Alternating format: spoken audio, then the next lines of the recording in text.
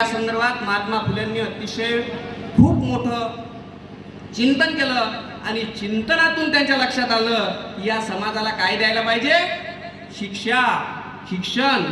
आणि शिक्षणासाठी त्यांनी काय केलं, पहिली मुलांची शाळा काढली, मुलींची शाळा. पहिली शाळा कोणाची काढली, मुलींची शाळा काढली. आता मुलींची शाळा काढायच्या मागचं कारण काय असेल मित्रांनो, मुलींची शाळा काढायच्या मागचं कारण काय असेल सांगू शकता? मुलींची शाळा याच्यासाठी काढली कारण मुलगी दोन इकडे जाते, इथं मुलगी असते, इकडे पत्नी होते. जिच्या हाती पाळण्याची दोरी ती जगाला उद्धरी, अशी मातची थोरवी वर्णली ग्रंथामध्ये. जिच्या हातात पाळण्याची दोरी आहे, पाळण्याची दोरी आहे, ती जगाचा उद्धार करू शकते. कारण या समाज व्यवस्थेनं, या समाज व्यवस्थेतल्या प्रत्येक घटकानं, या तिथल्या प्रस्थापित लोकांना एक काम केलं होतं.